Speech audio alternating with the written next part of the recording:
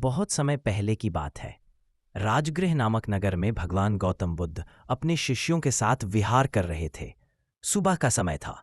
लोग बुद्ध के उपदेश सुनने के लिए एकत्र हुए थे। तभी एक व्यापारी भयभीत अवस्था में बुद्ध के पास आया। अस्सों में व्यापारी का डर। 2 मिनट। व्यापारी बोला, मैं बहुत दुखी हूं। मेरे गांव में एक आदमी है जो मुझे मारना चाहता है। मैं उससे बचने की कोशिश कर रहा हूं, पर वह मेरा पीछा करता रहता है। बुद्ध ने शांत स्वर में कहा, भय मत कर। सत्य का मार्ग चलने वाला कोई भी मनुष्य नष्ट नहीं होता। लेकिन यह बताओ, तुम उससे क्यों डरते हो? व्यापारी बोला, उसने कसम खाई है कि वह मुझे मार देगा, क्योंकि मैंने उसकी मदद करने से मना कर दिया था। बुद्ध ने गंभीर दृष्टि से कहा, तो क्या तुमने पहले कभी उसकी मदद की थी? व्यापारी, नहीं, मैंने हमेशा अपने स्वार्थ को देखा। बुद्ध मुस्कुराए, यही कारण है कि तुम्हें डर है। जिसने दूसरों के जीवन की रक्षा की होती है, उसे मरने का भय नहीं रहता। दृश्य 2। शिष्य आनंद का प्रश्न। 2 मिनट। बुद्ध के प्रिय शिष्य, सच में मरने वाले से बचाने वाले का अधिक अधिकार होता है?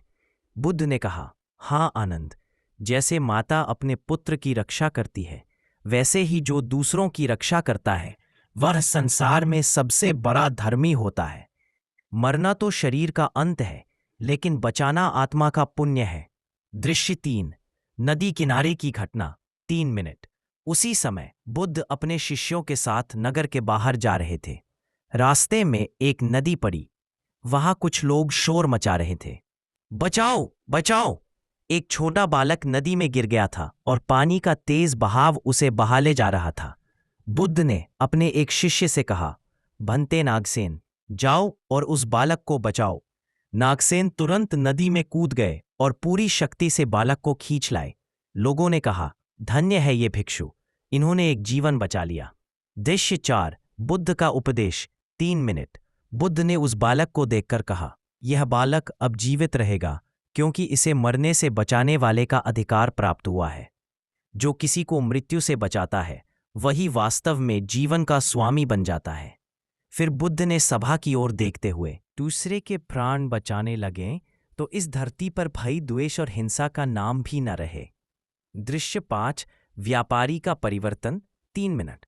वही व्यापारी बुद्ध के चरणों में गिर पड़ा और बोला, भगवान, मैंने अब तक केवल अपने जीवन की रक्षा की, किसी और की नहीं। अब मैं दूसरों की रक्षा के लिए अपना जीवन समर्पित करूंगा।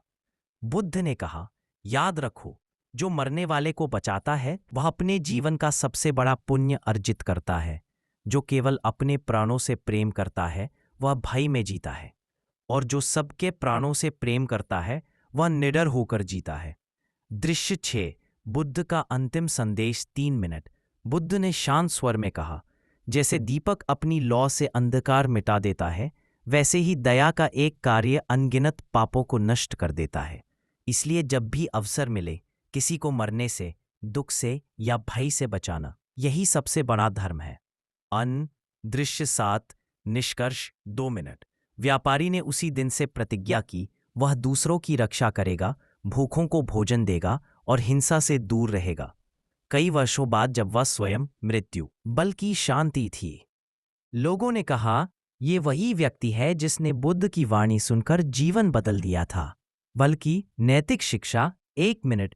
मरने वाले से बचाने वाले का अधिक अधिकार होता है, क्योंकि जो जीवन देता है वही सच्चे अर्थों में जीता है।